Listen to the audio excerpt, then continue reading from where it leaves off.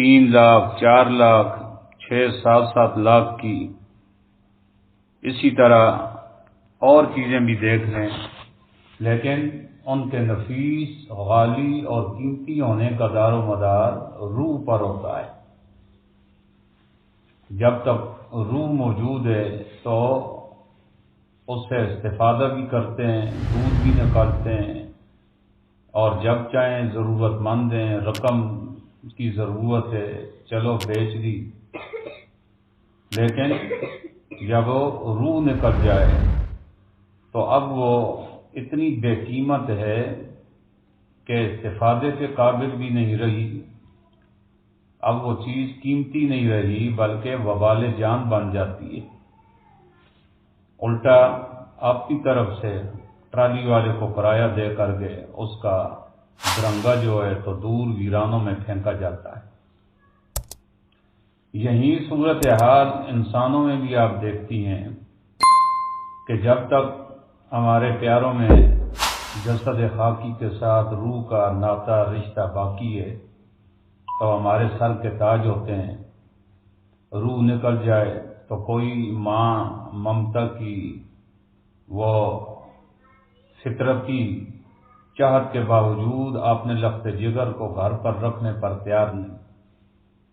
کیونکہ اب وہ لاش بن چکا ہے۔ اسی طرح پوری کائنات کی روح اللہ تعالیٰ نے یہ توحید کو بنایا، اور توحید کا منبع اور مخرج وہی ہے۔ وہی کے ذریعے ہمیں پتہ چلا کہ اس کائنات کو پیدا کرنے والا خالق کائنات وہ اللہ ہے، ہمیں رزق دینے والا رزاق اللہ ہے، ہمیں عدم سے وجود دینے والا اللہ ہے۔ یہ ساری چیزیں یعنی پورا دین، جس میں بنیاد عقائد سے لے کر عبادات، معاشرت، معاملات، اخلاقیات، سب کا دار و مدار میری بچیوں یہ دین اور دین کی جو روح ہے تو وہ ہے وہی۔ اور یہی وہی جو ہے اللہ رب العزت نے یہ 7 آسمان 7 زمینیں اور جتنا نظام اس کے اندر نظر آتا ہے، یہ کبھی ہے کل جو ہے کل لمبے لمبے پہاڑ، سمندروں کا نظام، سورج چاند ستارے سیارے، جو کچھ بھی ہے اللہ تعالیٰ نے اس کائنات کی بھی ایک روح پیدا کی، اور کائنات کی روح بھی توحید ہے۔ اور یہ بات حدیث سے ثابت ہے، اللہ کے رسول صلی اللہ علیہ وسلم نے فرمایا لا تقوم الساعہ حتی یقال فی الارض اللہ اللہ، قیامت قائم نہیں ہوگی تا وقت کہ ایک فرد بھی اللہ کی اس دھرتی میں روئے زمین پر اللہ کا مبارک نام جپنے والا، اللہ اللہ کرنے والا موجود ہے، تو گویا 7 آسمانوں زمین کی روح باقی ہے۔ اور ایک دن وہ بھی آئے گا کہ جب وہ پوری کائنات کی دھرتی میں کوئی ایک فرد، کوئی بشر اللہ کرنے والا نہیں ہوگا، تو وہی سمجھیں کہ اس کائنات کی موت کا دن ہوگا۔ پھر وہ منظر کہ جب اس کائنات پر موت طاری ہوگی تو اللہ تعالیٰ نے مختلف صورتوں کے اندر قرآن کریم کے اندر ذکر فرمایا، اور جب سے وہ صورتیں اتری اللہ کے رسول صلی اللہ علیہ وسلم مغموم رہنے لگے۔ حضرت سیدنا صدیق اکبر رضی اللہ تعالی عنہ نے جب اللہ کے رسول کے سفید بال دیکھے تڑپ اٹھے، عرض کیا شبت یا رسول اللہ، اللہ کے رسول آپ کے بال سفید ہو گئے، بوڑھے ہو گئے۔ فرمایا میرے محبوب، میرے پیارے صدیق، میں بوڑھا نہیں ہوا، شیبتنی سورہ ہود، شیبتنی سورۃ الانفطار، یہ یعنی جس میں کائنات کی موت کا تذکرہ ہے وہ صورتیں آپ نے ذکر فرمائیں کہ جب سے یہ صورتیں مجھ پر اتری ہیں تو انہوں نے مجھے بوڑھا کر دیا۔ اذا الشمس كورت واذا النجوم انقدرت واذا الجبال سيرت واذا العشار عطلت واذا البحار فجرت واذا القبور بعثرت. یہ اسی طرح اذا السماء انفطرت واذا الكواكب انتثرت واذا البحار سجرت. ستاروں کا نظام ٹوٹ جائے گا، زمین شیشے کی طرح چکنا چور ہو جائے گی، آسمان ٹوٹ کر کرچیاں کرچیاں ہو کر گر جائے گا، سمندروں کو آگ لگ جائے گی. تو دیکھا، معلوم ہوا کہ اس کائنات کی روح جو ہے تو وہی ہے، اللہ اللہ کرنا ہے، اور وہی کے ذریعے اللہ کی معرفت حاصل ہوتی ہے، وہی کے ذریعے انسان کے اندر انسانیت پیدا ہوتی ہے، وہی کے ذریعے اللہ کی عظمت، اللہ کی بڑائی، اللہ کی کبریائی، اللہ کون ہے، یہ ساری چیزیں متعارف ہوتی ہیں وہی کے ذریعے. تو وہی اتنی ضروری ہے اس زمین و آسمان اور اس جہان کے قیام کے لیے جتنی میرے اور آپ کے لیے سانس کی ضرورت. اور آج فتنے کا دور ہے، بے دینی کا سیلاب ہے، مدارس کو بدنام کیا جاتا ہے، علماء ان کی کردار کشی کی جاتی ہے، معاشرے کا یہ ناسور لنڈے کے لبرل سیکولر آئے دن بکواسات کرتے ہیں کہ جی یہ علماء کس درد کی دوا ہیں، یہ مدرسوں والے یہ ڈاکٹر مہیا نہیں کرتے، مدرسوں سے انجینئر بن کر نہیں نکلتے، مدرسوں سے اور دنیا کی ڈگریوں والے حاصل نہیں ہوتے. تو ٹھیک ہے، یہ ذہن میں رکھیں، ہموں علم طب ہو، یہ سارے فنون جتنے بھی ہیں، یا انجینئرنگ کا ہو، ہم اس کے منکر نہیں، یہ اپنی جگہ چیزیں ضروری ہیں لیکن اتنی اہم نہیں. دنیا کے ماتحت الاسباب،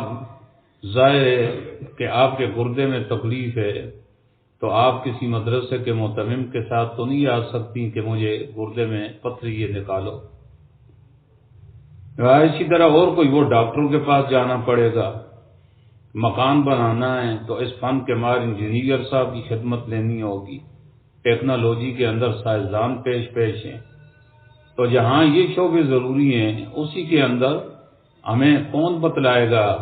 اللہ کی عظمت کیا ہے، اللہ کی بڑائی کیا ہے، چھوٹے بڑے کے درمیان تمیز کیا ہے، حلال کیا ہے، حرام کیا ہے، اور پاک اور ناپاک کیا ہے، جائز ناجائز، تاکہ ہم ایک مسلمان بن کر زندگی گزاریں. اس کے لیے یہ علماء کا طبقہ ہے جو علم وحی سے جن کے سینے منور ہیں اور اس وحی کے ذریعے وہ امت کی رہنمائی کرتے ہیں. اور ظاہر ہے کہ اب یورپ کے اندر دیکھیں، آئے دن سوشل میڈیا پر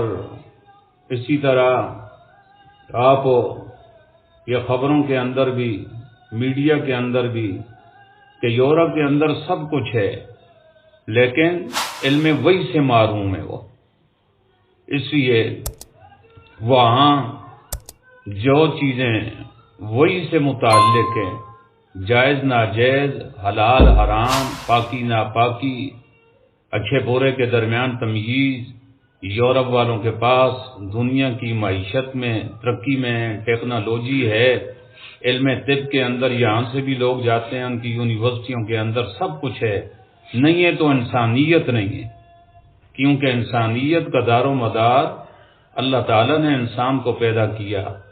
اور انسان کو انسانیت کی پٹری پر اتارنے کے لیے خدا پاک نے وحی کو نازل فرمایا. یورپ والے کافروں کے پاس یہودوں، نصارہ ہوں، ہنودوں، پارسیوں، سکھ ہوں، ساری دنیا کی چیزیں ہیں، نہیں ہیں تو ان کے پاس علم وحی نہیں. جب وحی نہیں ہے تو وہاں علماء نہیں ہیں. علم ظاہر ہے وہ تو وحی کا نام ہے. اس لیے آپ نے نہیں کہ مثلا مولانا نیلسن منڈیلا یا فلاں مولانا کوئی کبھی نہیں سنا ہوگا، اس لیے کہ علم نہیں ہے ان کے پاس. اس وجہ سے انہیں پانی اور پیشاب کے درمیان ان کے ہاں کوئی فرق نہیں. پانی جس طرح پاکیزہ ہمارے جسم کو لگ جائے تو چلو خشک ہو جائے گا، اسی طرح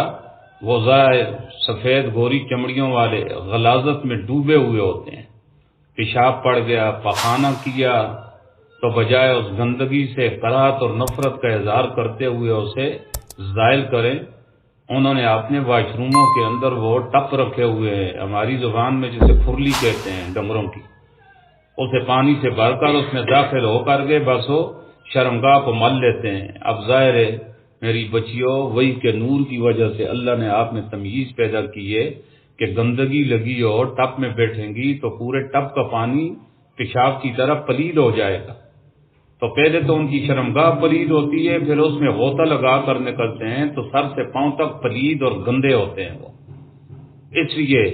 ان پلیدوں سے آپ دیکھیں کہ لاکھ پرفیوم اوپر چھڑکاؤ کریں لیکن بدبو آئے گی ان سے۔ وہ تو چھوڑو، میری یہ مائیں بہنیں جو بیٹھی ہوں گی بازاروں سے لنڈے کا مال لاتی ہیں، حالانکہ وہ واش ہو کر آتا ہے، اس کے باوجود اتنی کراہت آتی ہے ان کی اتری ہوئی وہ سویٹریں اور وہ ان کی پتلونیں شرٹیں کہ بدبو کے ببکے اٹھ رہے ہوتے ہیں، اور دھو کر کے بھی بڑی مشکل سے ان کی وہ سمائل گندگی دور ہوتی ہے۔ یہ ساری نحوست ہے علم وحی نہ ہونے کی وجہ سے۔ تو یہ طبقہ، باقی طبقے، چلو علم طب کا ضروری ہے، انجینئر کا، ٹیکنالوجی کا، دور حاضر جدید چیزیں، لیکن علم کا شعبہ یہ اتنا ضروری ہے، جس طرح میں نے پہلے بتلایا کہ جس قدر میرے آپ کے لیے کھانا نہیں پینا نہیں، اس کے بغیر تو پھر آدمی کھانے بغیر کئی دن زندہ رہ سکتا ہے، پینے کے بغیر ایک دو دن بھی زندہ رہ سکتا ہے، لیکن سانس لیے بغیر تو آدمی چند منٹ بھی زندہ نہیں رہ سکتا۔ علم وحی ہمارے لیے سانس کی مانند ہے، ایک ایک قدم پر ہم وحی کے محتاج ہیں، اسی سے آج ہمیں اٹھنے اور بیٹھنے کا سلیقہ اور ڈھنگ ہمیں وحی نے سکھلایا۔ وحی کے ذریعے انسان کے اندر انسانیت کا جوہر پیدا ہوتا ہے، اور یہ وحی ظاہر ہے قرآن کریم ہی ہے، اور یہ حدیث اسی کی اجمال کی تفسیر ہے، تشریح ہے۔ کچھ اللہ کے رسول صلی اللہ علیہ وسلم نے اپنے پاکیزہ اقوال کے ذریعے، کچھ آپ نے پاکیزہ کردار کے ذریعے قرآن کریم کو کھولا ہے۔ تو بڑی خوش نصیب ہیں آپ بچیاں، اس فتنے کے سیلاب کے اندر اللہ تعالیٰ نے آپ کو ایک عظیم شعبے کے لیے، آپ کو ڈاکٹر نہیں بنایا، انجینئر نہیں بنایا، LLB نہیں کیا، دیگر کورس نہیں کیے، اللہ نے آپ کو وہ نصاب پڑھا دیا ہے کہ باقی نصاب پڑھ کر کوئی فیکٹریاں لگاتا ہے، کوئی کارخانے میں چیزیں بناتا ہے، کوئی برتن بناتا ہے، کوئی نقشے بناتا ہے، کوئی مٹی کے گھروندے بلڈنگیں کھڑے کر دیتا ہے، لیکن آپ کو تو اللہ تعالیٰ نے وہ ڈگری دی ہے کہ جو ڈگری انسانوں کی بنائی ہوئی نہیں ہے، خدا نے آسمانوں سے نازل فرمائی ہے۔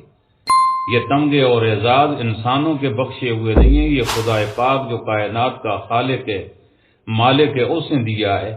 اور آپ کے کارخانوں کے اندر یہ فانی دنیا کی فانی چیزیں نہیں بنتی، آپ تو انسانیت کے اندر جوہر پیدا کریں گی، انسانوں کے اندر انسانیت کا قیمتی گوہر پیدا کرنے کے لیے ہیں۔ اور ظاہر ہے انسان مر جائے گا، انسان مٹی بھی ہو جائے گا، لیکن انسانیت کا جوہر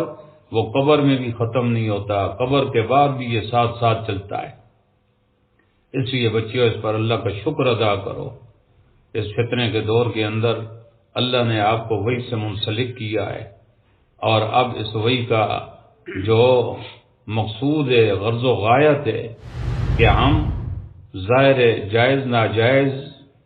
علم میں لا کر اس پر عمل کریں، جائز کو اختیار کریں، ناجائز سے بچیں۔ حرام حلال ہمیں وحی نے بتلایا، قرآن و سنت نے بتلایا۔ اب اس کے بعد اس وحی کی مزید یہ خود روح کائنات کی، تو اس کی روح عمل کرنا کہ اب آپ کو پتہ چل گیا یہ چیز حرام ہے، یہ چیز حلال ہے، حلال کو اختیار کریں، حرام سے کوسوں دور بھاگیں، اجتناب کریں، یہ پاک ہے یہ ناپاک ہے، گندگی رجس سے پلیدی سے اپنے آپ کو بچائیں اور طہارت و پاکی اختیار کریں۔ اگر یہ چیزیں پڑھ کر کے بھی پھر اگر زندگی میں عمل نہیں ہے تو میری بچیوں پھر اس خوش فہمی میں مبتلا نہ ہوں کہ میں نے بخاری پڑھ لی ہے، صحیح ستہ پڑھ لی ہیں، سند آپ کو مل جائے گی وفاق المدارس کی بھی، لیکن آپ کے علم میں اور ابلیس لعین کے علم میں کوئی فرق نہیں ہوگا۔ ابلیس بہت بڑا علامہ ہے، علامہ، جس نے ساری زندگی کا ایک طویل حصہ وہ اللہ کے مقرب فرشتوں کے جرمٹ میں گزارا، کثرت سے عبادت کی، عابد بھی بنا، عارف بھی تھا، عالم بھی تھا، لیکن اللہ کی عشق و محبت سے دل خالی تھا، کیونکہ محبت ہی وہ چیز ہے کہ جو انسان کو عمل پر آمادہ کرتی ہے۔ محبت دل میں آ جائے تو پھر انسان اپنی عزت بھی بیچ دیتا ہے، جس کے ساتھ محبت ہو جاتی ہے۔ کتنے ہی خاندانوں کو لڑکے بدنام کر دیتے ہیں، باپ دادوں کو، محبت میں جب اندھے ہو جاتے ہیں۔ اللہ بچیوں کی حفاظت فرمائے، دنیا کے فتنوں سے اللہ محفوظ رکھے۔ کئی بے شتر بے مہار یہ دور حاضر کا فتنہ، نیٹ کا،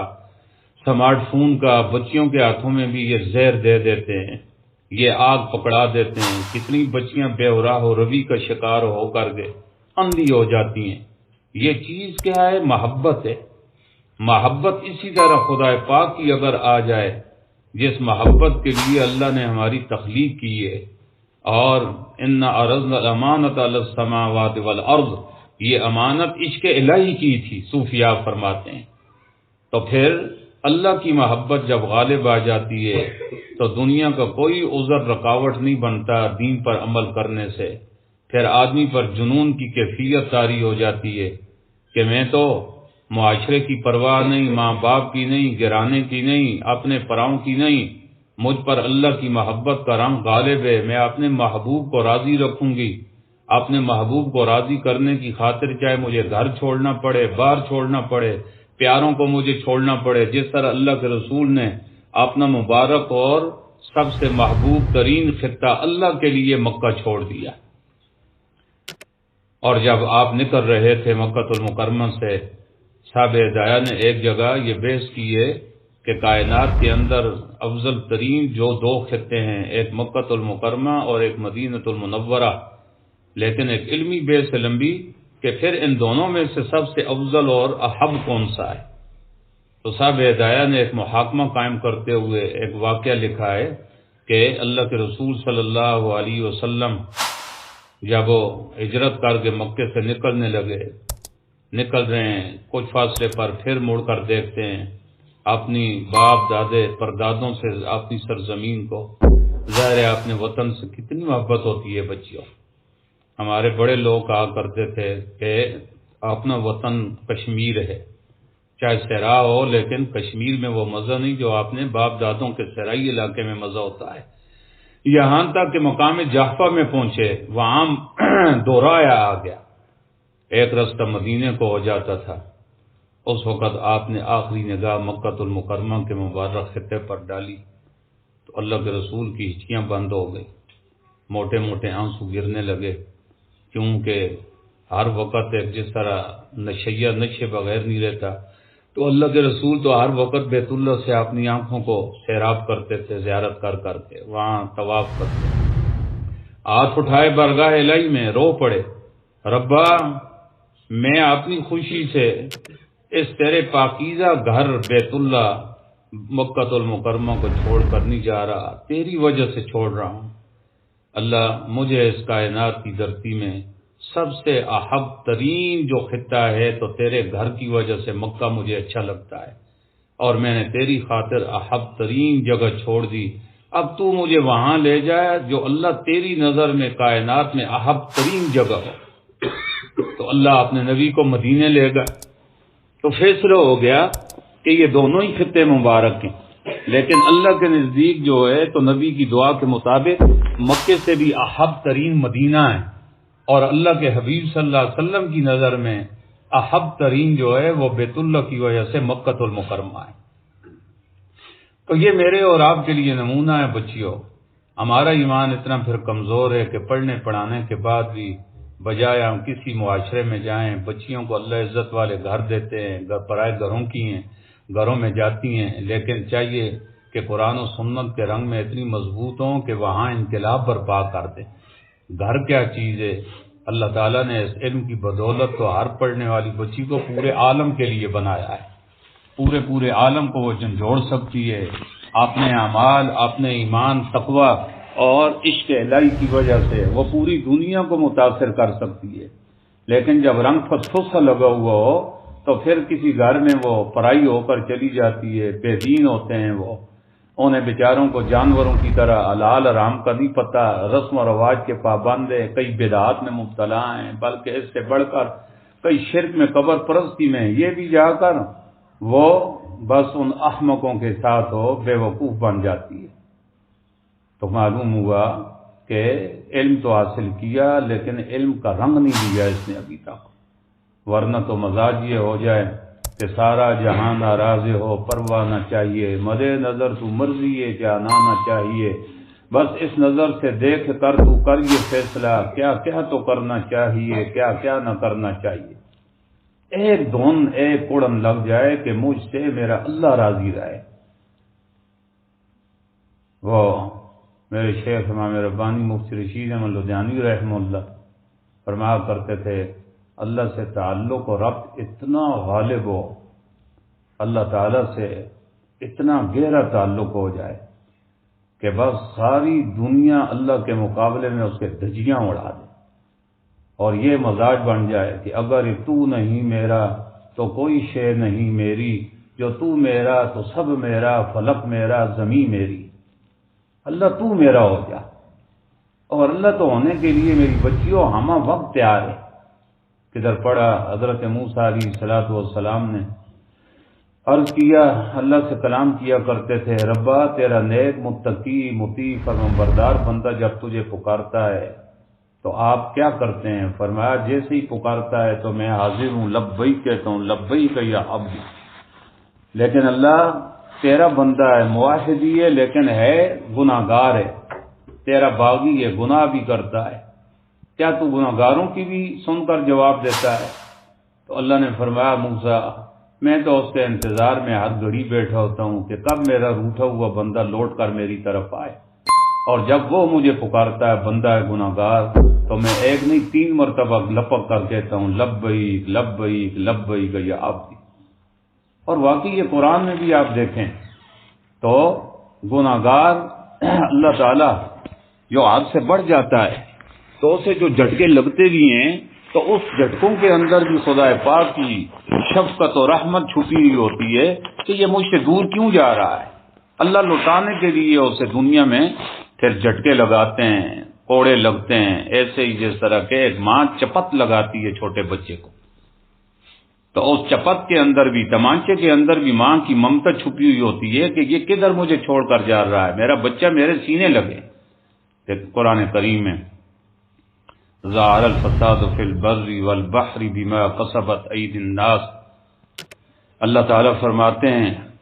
دنیا کے اندر جتنے بھی مصائب ہیں، ٹینشنیں، زلزلے ہیں، جیسے ابھی حال میں ہی دل رات کو مجھے کسی نے واٹس ایپ میں بھیجا، یقین کریں بیٹھ کر کے اتنا دل پسیجا کہ میں بے اختیار بہت رویا، اور زبان پر یہی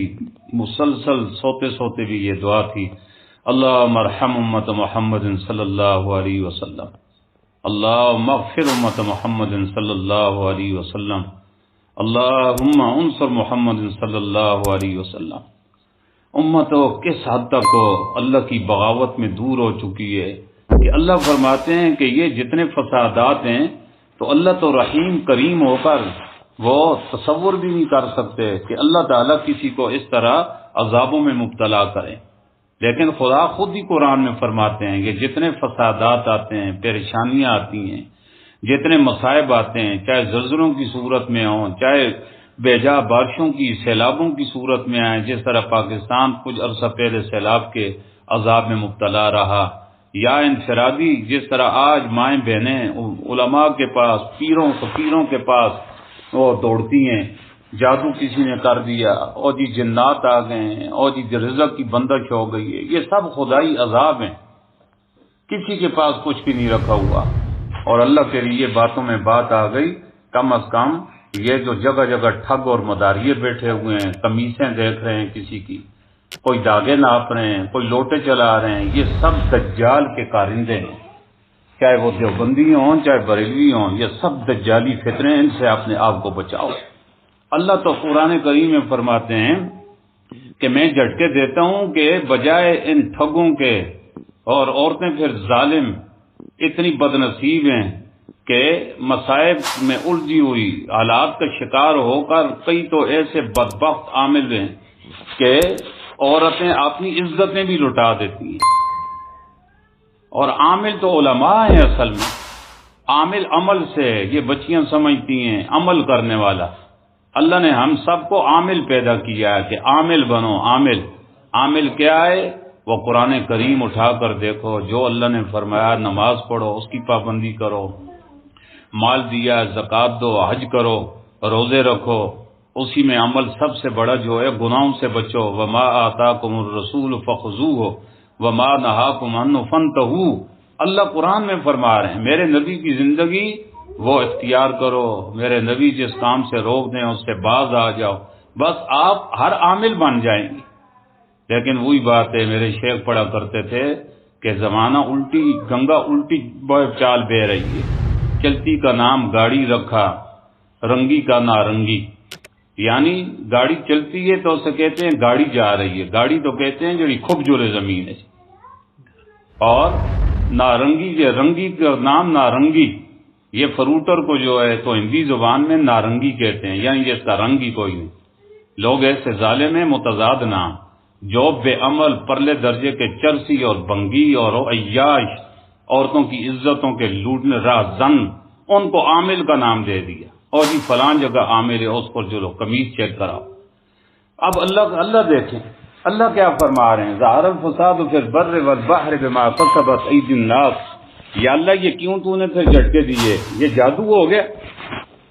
کیا؟ سیب کا اثر ہے؟ نہیں، لیذیقہم بعض الذی عملوا، تاکہ اللہ انہیں مزے چکھائیں ان کے بعض گندے کرتوتوں کا۔ یا اللہ کیوں؟ لعلہم یرجعون، شاید بندے نے پتر بن گئے تو میری رحمت کی طرف لوٹ کے آ جاؤ۔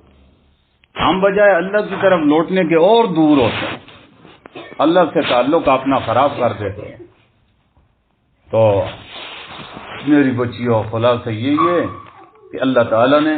اتنی بڑی سعادت نصیب فرمائی ہے۔ اب وہ قرآن کریم کی تفسیر بھی اب مختلف مراحل میں 10 پارے وہ بھی پڑھتی رہی، اجتماعی ترجمہ بھی مولانا پڑھاتے رہے ہوں گے، وہ بھی پڑھتا رہا۔ لیکن اب مقصود اس کے بعد یہ ہے کہ دیکھیں، مثال جاٹنی دیتا ہوں کہ اب تو رواج ختم ہو گئے، ہمارے بچپن میں تھے، ہماری مائیں بہنیں بیچتی تھی پنساریوں کے پاس، کپڑا لٹھا ملتا اور ایسے ہی دوپٹے سفید ہو، تو میچنگ کرنے کے لیے اب تو ترقی ہر رنگ مل جاتا ہے تو رنگ لاتے تھے۔ اب بھی یاد ہے، محلے کی عورتیں بھی، مجھے خود بچہ تھا، یہ جاؤ رنگ یہ لے آؤ، کپڑوں کو رنگ لگائیں گے۔ اب وہ پیسہ لگاتے ہیں، دور سے لاتے ہیں، اس کا مطلب پڑیا دیکھنے کے لیے نہیں ہوتی، رکھنے کے لیے نہیں ہوتی، اس سے استفادہ کرتے ہیں اور اسے ایک کڑھائی کے اندر گرم پانی میں گھول کر پھر کپڑے رنگتے تھے۔ اب مدرسے سے آپ کو یہ رنگ مل گیا ہے، قرآن و سنت کا رنگ، جیسے اللہ نے قرآن کریم میں فرمایا یہ کیا ہے؟ صبغۃ اللہ۔ لوگوں یہ قرآن اللہ کا رنگ ہے، اللہ کا رنگ ہے۔ فمن احسن من اللہ صبغۃ، اور اللہ کے رنگ سے بڑھ کر اعلیٰ رنگ کس کا ہو سکتا ہے؟ تو اب آپ نے قرآن کریم وہ صرف بھی پڑھ لی، نعت بھی پڑھ لی، اور ترجمے پر بھی اگر عبور بھی حاصل کر لیا، اور اب مطالعہ کر کے تفسیری نکات بھی بیاض میں خوب حاشیے چڑھا دیے ہیں، لیکن اب یہ رنگ کہے کے لیے ہے کہ میری بچیوں جو جو قرآن نے کہا ہے اس رنگ کو اپنی آنکھوں میں بساؤ، جسم میں بچاؤ۔ قرآن نے فرمایا قل للمؤمنات یغضضن من ابصارهن، میرے محبوب صلی اللہ علیہ وسلم ایمان والیوں سے کہہ دو نا کہ جب باہر نکلیں بھی ضرورت کی وجہ سے تو بے حیا نہ بنو، بلکہ شرم و حیا کا مجسمہ بن کر چلتے ہوئے اپنی نگاہوں کو پست رکھو، کسی مرد کو نہ دیکھو، ان کا مطالعہ نہ کرو۔ قرآن کریم نے پھر غیبت اس میں روک دیا کہ خبردار اپنے مسلمان بھائی کی غیبت نہ کرو، یہ اس کے درنگے کو کھانے کے مترادف ہے، اور سب سے اللہ پاک نے روکا ہے۔ شرمگاہ کو اللہ پاک نے عفت و پاکیزگی پر بہت زیادہ زور دیا۔ سورہ نور تو اتری اس کے لیے صدباب معاشرے کے اندر بے حیائی کا کلا کما ہو، اور وہ تمام سارے ذرائع جو بے حیائی اور فحاشی کے لیے سبب بن سکتے ہیں، قرآن کریم نے ان سوراخوں کو بند کر دیا کہ بغیر اجازت کے مثلا کسی کے گھر نہ جاؤ۔ گھر والے جو ہیں تو اپنے ماں باپ یا بھائی وغیرہ کے کمرے میں خاص اوقات میں بغیر اجازت کے نہ جائیں۔ یہ سارے دستور قرآن کریم کے اندر ہو بے حیائی اور فحاشی کے سوراخ جو کھلنے کا اندیشہ تھا، بند کرنے کے لیے اللہ نے قوانین نازل فرمائے۔ تو میری بچیوں، اور اس میں خصوصاً عورتوں کے لیے پھر جو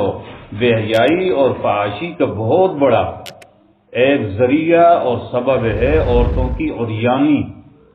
عورتوں کی بے پردگی، تو اس پر کتنا قرآن کریم نے زور دیا ہے۔ سورہ نور تو حجاب پر ہی اتری، سورہ احزاب دیکھیں تو اس میں بھی یہی زیادہ مسائل ہیں کہ وَلَا يُبْدِينَ زِينَتَهُنَّ إِلَىٰ آخر آپ پڑھ کر آپ نے پڑھا ہے تفسیر ہو، تو اگر ہم پڑھنے پڑھانے والیاں بھی پردہ نہ کریں اور شتر شتر بے مہار ہو کر وہ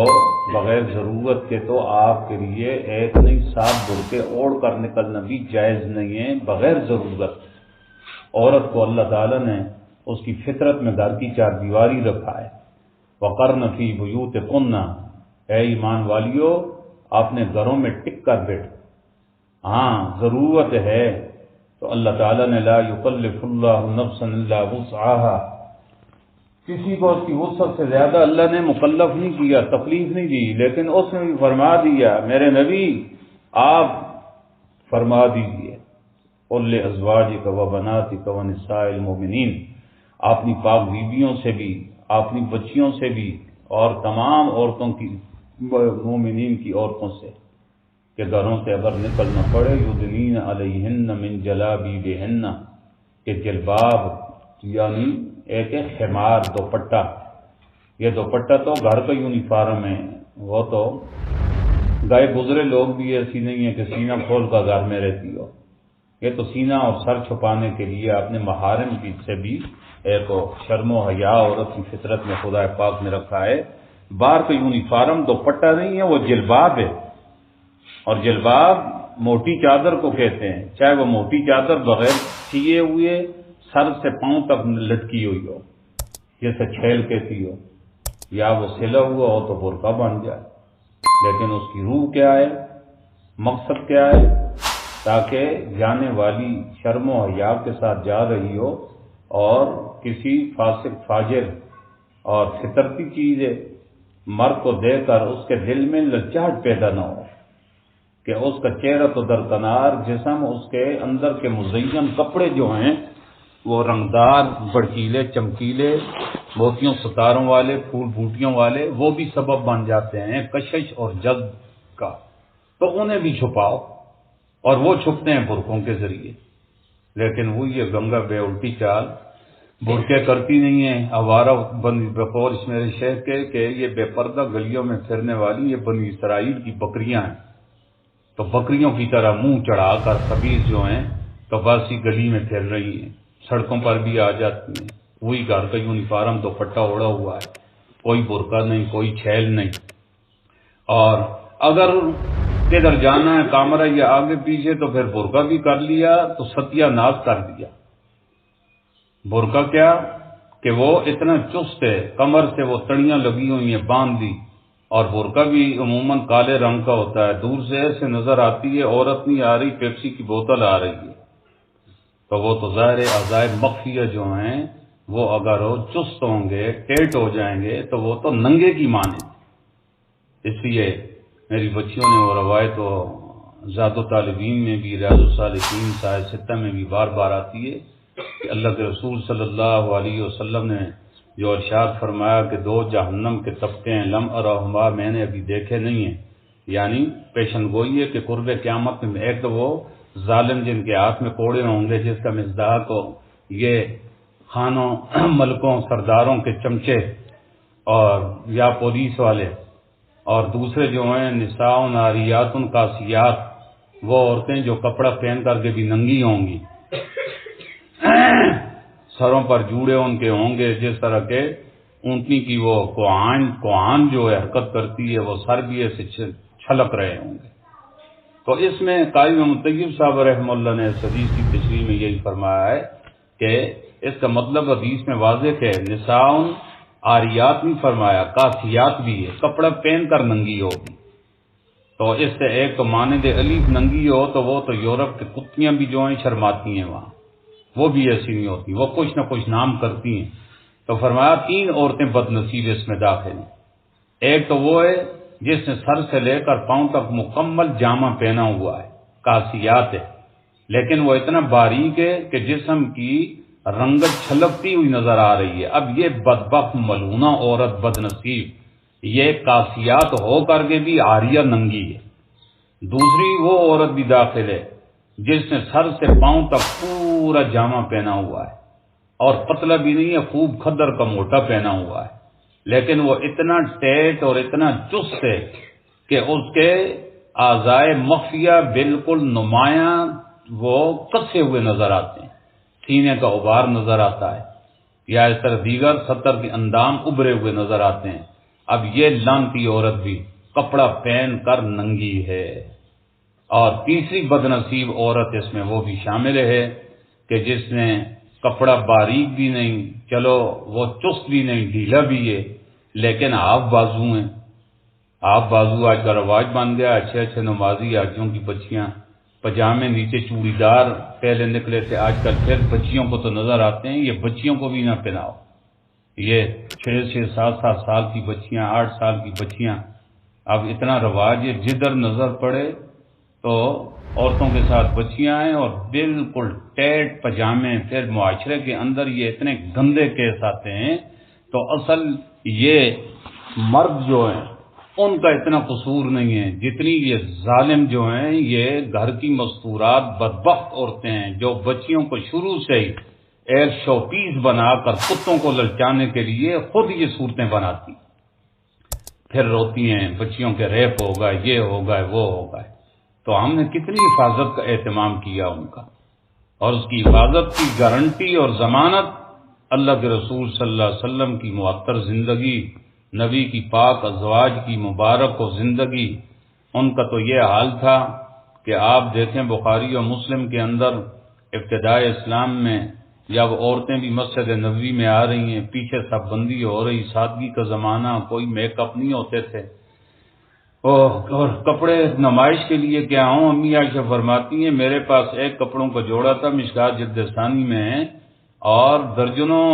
انصار کی بچیوں کا جب بیاہ ہوتا تھا تو رخصتی کے لیے مجھ سے مستعار مانگا جاتا تھا، مانگواں جسے کہتے ہیں، اتنی سادگی کا دور۔ لیکن ایک دفعہ اللہ کے رسول صلی اللہ علیہ وسلم کی نظر پڑ گئی، نماز کے بعد وہ نمازی رخصت ہونے لگے تو عورتیں اور مرد اکٹھے نکلنے لگے۔ آپ نے 2 حکم نازل فرمائے، عورتوں کو فرمایا کہ تم ٹھہر جایا کرو، مرد پہلے نکل جائیں، ابھی پردہ نہیں فرض ہوا تھا نا، لیکن پھر بھی یار ہے کہ شرم حیا تو عورت کی فطرت میں، پردہ فرض تو بعد میں ہوا۔ لیکن قرآن کی اگر تاریخ میں نظر ڈالیں تو سیدنا موسیٰ علیہ السلام کا قصہ ہی ہمارے لیے رہنمائی کرتا ہے، حالانکہ ان کی شریعت میں عورت کے لیے پردہ فرض نہیں تھا، وہ تو شریعت محمدیہ میں ہوا ہے بعد میں۔ لیکن قرآن کریم نے جو ذکر کیا ہے حضرت سیدنا شعیب علیہ السلام کی ہونہار 2 بچیوں کا کہ وہ بکریاں لے کر گئیں، جلدی کیوں آ گئے، کہ یہ قصہ ہوا ایک نوجوان ہے بڑا رحم دل مسافر اجنبی، تو ایک بچی آئی اور قرآن کریم نے پھر اس کی چال کو بھی اللہ نے وہی کی صورت میں قرآن میں ذکر کیا، میرے اور آپ کی بچیوں اور بہنوں کے ذکر کرنے کے لیے، کہ جب ان میں سے ایک آئی تمشی علی استحیاء، علی اصطلاح کے لیے آتا ہے، بچیوں نے رسول شاچی اور روح کی بحث میں بھی پڑھا ہے، علی استعلاء زید علی السطح ہے کہ زید چھت کے اوپر ہے، یعنی کسی چیز پر آدمی چڑھ جائے تو علی استعمال ہوتا ہے۔ قرآن کریم نے پردہ فرض نہ ہونے کے باوجود عورت کی فطرت کو اس میں ذکر کیا کہ وہ عورت حضرت شعیب کی بچی آ رہی تھی، ایسے چل رہی تھی کہ جس طرح حیا اس کی سواری ہے اور حیا کے اوپر بیٹھ کر وہ آ رہی ہے۔ دیکھ لیجیے اللہ تعالیٰ نے بار صورت اللہ کے نبی نے فرمایا ایک تو مردوں کو جانے دو، دوسرا پھر فرمایا وعلیکم بحافات الطریق، کہ تم پر لازم ہے کہ گھر سے مسجد میں آنے جانے میں بھی رستے کے سنٹر میں نہ چلو، حافات کنارے، رستوں کے کنارے لگ کر چلا کرو تاکہ کسی مرد کا کوئی ٹھیلا نہ لگ جائے، جسم نہ لگ جائے۔ امی عائشہ رضی اللہ تعالی عنہ روایت فرماتی ہیں وہ میری اور آپ کی طرح منافق نہیں تھی، ہم تو سالہ سال قرآن پڑھ کر کے بھی نفاق نکھرتا ہوا نظر آتا ہے، اور یہ منافق کی اللہ ہماری حفاظت فرمائے علامتیں ہیں کہ قرآن و سنت ان کے گلے سے نیچے نہیں اترے گا، یعنی عمل نہیں ہوگا۔ وہ صحابیات تھیں اور اتنا وہم پڑ جاتا تھا اس میں بھی کہ امتثال امر ہو رہا یا نہیں ہو رہا۔ تو امی فرماتی ہیں کہ عورتیں کو ایسا شک پڑتا تھا، اتنا کنارے لگتی تھی کہ بعض اوقات ان کی چادر دیوار کے ساتھ اٹک جاتی تھی، لگاؤ یعنی گویا کہ دیوار سے رگڑا لگ جاتا تھا کہ نبی کے امتثال امر میں کوئی کمی نہ آ جائے۔ نبی نے فرمایا رستے کے کناروں پر چلا کرو۔ میری بچیوں، ہم بھی اس اپنے محبوب صلی اللہ علیہ وسلم کا نام لینے والی اور انہی کا امتی ہیں، انہی کا کلمہ پڑھتی ہیں، تو پھر کیا بات ہے کہ میں اور آپ عمل نہ کریں؟ اپنے گھروں کو جنت کا گہوارہ بناؤ، اور جنت کا گہوارہ یہی وہی کی بہاریں پیدا کرو، حلقہ قائم کرو۔ اب جو کچھ پڑھا ہے تو تعلیم جو ہے تو اس کا منبع اور مقصد قرآن ہے، قرآن کے درس دو،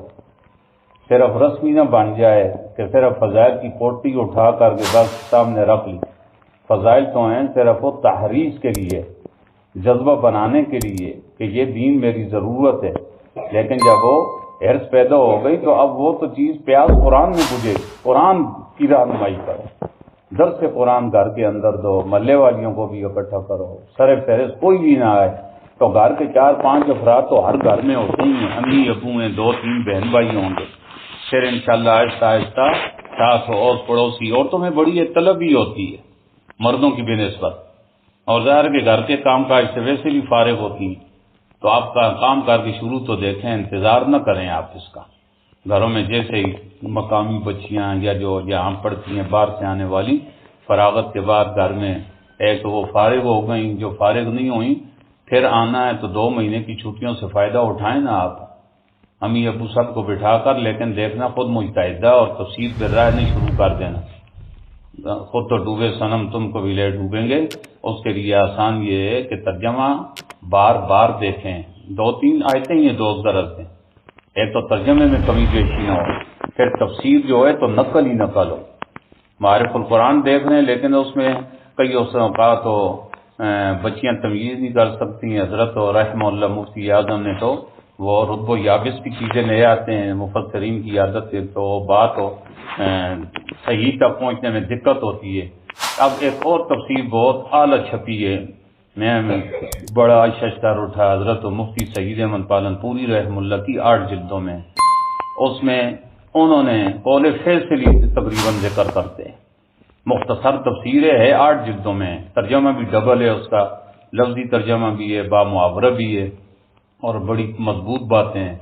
تو وہ بچیاں لے لیں، ہدایت القرآن 8 جلدوں کے اندر، وہ ماشاءاللہ اس سے بھی فائد ہے، آسان فام بھی ہے، نیچے پھر بچیوں کے استفادے کے لیے وہ ناوی صرفی تحقیق بھی حاشیے کے اندر موجود ہے، تو وہ آپ اچھی طرح اس کا مطالعہ کر گئے تو بچیاں جو چھٹیوں میں پھر واپس آئیں گی تو وہ چھٹیوں کو تو کم از کم غنیمت سمجھ کر گئے اپنے لیے اس سے فائدہ اٹھا لیں، اپنے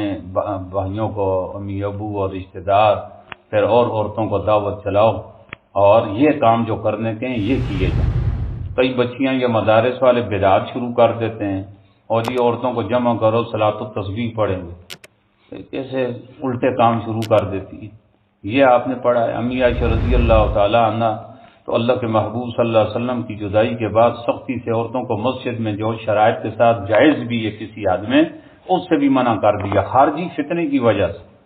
اور یہاں ویسے میں اب موحدین کا علاقہ ہے، پیچھے ایک مولوی صاحب نے خوب زور و شور سے رمضان کے مہینے میں مجھ سے بھی لوگوں نے پوچھا تو وہ جی دعوت چل رہی ہے، عورتیں آئیں گی، میری بچی نماز پڑھایا تھا کہ کون سی نماز پڑھائے گی شیطان کہ صلاۃ التسبیح پڑھائے. بس یہ آپ نے جذبے کی بندگی ہے، اور بندگی نام ہے اپنے جذبات، اپنی خواہشات، اپنی امنگیں اور چاہتوں کو اللہ کی مرضی پر قربان کر دینا. حظ نفس نہ دیکھیں، آپ اللہ کی مرضی دیکھیں، نبی کا طریقہ دیکھیں، ازواج مطہرات کی زندگی دیکھیں اور اس کو اپنا آئیڈیل بنائیں. میری بچیوں، اللہ تعالیٰ جو کچھ آپ نے قرآن و سنت کا نور حاصل کیا ہے، اللہ کرے اس سے آپ استفادہ کریں اور اس رنگ میں رنگ دے اللہ آپ کو. اور خاص کرو پوری امت کے لیے اس وقت جو حالات ڈامڈول عالمی سطح پر، یہ آفات سماویہ کے علاوہ پاکستان معیشت اس کی بھی ڈاواڈول ہے، تو یہ وقت ہے کہ ہم زیادہ سے زیادہ صرف ہو زبانی نہیں اس چیز کو اپناؤ. میں درد دل سے عرض کر رہا ہوں کہ کثرت کے ساتھ بچیوں خود ذات کے لیے بھی اور پوری امت کی طرف سے استغفار پر زور دو، اور متکلم واحد کے سیغے کے بجائے استغفر اللہ کی جگہ زیادہ پڑھو، نستغفر اللہ. امت کی نیت کرو. اللہ کے رسول صلی اللہ علیہ وسلم، ترمذی کی روایت ہے، حضرت ابو بردہ رضی اللہ تعالیٰ عنہ فرماتے ہیں، نبی بردہ نبی عن ابی موسیٰ اشعری رضی اللہ تعالیٰ عنہ قال رسول اللہ صلی اللہ علیہ وسلم انزل اللہ علی امنین، اللہ نے مجھ پر 2 امن کے پروانے نازل کیے میری امت کے لیے کہ 2 چیزیں ہوں گی تو یہ امن میں رہیں گے، ان کی دنیا بھی چین سکون کی گارنٹی ہے. پھر اللہ کے نبی نے وہ 2 امن کیا اتارے، قرآن کریم کی آیت پڑھی، فرمایا ما کان اللہ لیعذبہم وانت فیہم، میرے محبوب یہ تیری امت کے جو نافرمان اور باغی بھی ہیں، مکے والوں نے حد کر دی تھی، لیکن پھر بھی کیوں نہیں عذاب آ رہا؟ فرمایا آپ کے وجود مسعود کی وجہ سے ان پر عذاب نہیں آئے گا. جب تک آپ کا وجود مسعود ان کے اندر موجود ہے تو فرمایا میں امن کا پروانہ ہوں ان کے لیے. اور وہی ہوا، مکہ کو چھوڑا تو بدر کا عذاب آ گیا، فرقات کا عذاب آ گیا، لیکن وہ بھی اللہ کے محبوب صلی اللہ علیہ وسلم کی دعاؤں کے صدقے اللہ نے اس کو بھی کات کو دور فرما دیا. اور دوسرا کیا ہے، وما کان اللہ معذبہم وہم یستغفرون، اے میرے نبی تیری امت قیامت کی صبح تک جب تک مجھ سے گناہ ہوتے رہیں لیکن رو کر گڑ گڑاتے رہیں، میرے سامنے استغفار کرتے رہیں، اللہ کبھی بھی انہیں عذاب آفات سماویہ میں خرچ نہیں کرے گا. پھر اس کے بعد اللہ کے رسول صلی اللہ علیہ وسلم نے فرمایا اذا مضیت، میرے غلاموں جب میں دنیا سے رخصت ہو جاؤں، یعنی وفات آ جائے، دنیا سے چلا جاؤں، تو ترکت الاستغفار لامتی الی یوم القیامہ، تو میں قیامت کے دن تک اپنی امت کے لیے یہ استغفار امن کا پروانہ چھوڑ کر جا رہا ہوں. اب کوئی امت اور کوئی ریاست اور طبقہ جب تک اللہ تعالیٰ سے توبہ طائب ہوتے رہیں گے، اللہ پاک انہیں امن سے رکھے گا، چین سے رکھے گا، عزت سے رکھے گا. آج امت نے استغفار چھوڑ دیا ہے، اور استغفار کا مطلب صرف تسبیح پر پڑھنا نہیں ہے. استغفار کہتے ہیں جو گناہ ہو گئے اس کا ندامت کرتے ہوئے توبہ کریں، توبہ کریں اپنے لیے بھی اور پوری امت کی طرف سے روئیں اور دعائیں. اور ایک روایت میں یہ بھی حوالہ اب ذہن میں یاد نہیں رہا، اللہ کے رسول صلی اللہ علیہ وسلم نے فرمایا جو میرا امتی کم از کم میں امت کے لیے لوگوں کے طرف سے وہ کڑ کر کے 27 مرتبہ استغفار کرتا ہے، اس کے استغفار کی برکت سے اللہ پاک ان کی بدحالی کو خوشحالی سے بدلتے ہیں، اللہ پاک ان پر رزق کی فراوانی کرتے ہیں. تو اندازہ لگا لیں جو امت کے لیے استغفار کرے اور اس کے استغفار کے پاکیزہ کلمات کے بدولت اللہ امت پر رحم کرتے ہیں، رزق کھولتے ہیں، تو خود پڑھنے والے پر پھر کیا اندازہ ہوگا آپ کا، اللہ کتنی فراوانی کریں گے. تو یہ آخری گزارش یہ کہ محلے کی بھی جو میری مائیں بہنیں آئی ہوئی ہیں وہ بھی سنیں، اور بچیاں آپ بھی اس بات کو عام کرو کہ نستغفر اللہ تعالی ربنا من کل ذنب ونتوب الیہ. ہم سب اللہ کی طرف توبہ کرنے والے ہیں، سب اللہ کی خدمت میں، اللہ کے حضور بارگاہ میں پوری امت کی طرف سے استغفار کرنے والے ہیں. سبحانک اللہم بحمدک نشہد ان لا الہ الا انت نستغفرک ونتوب الیک، نستغفرک ونتوب الیک.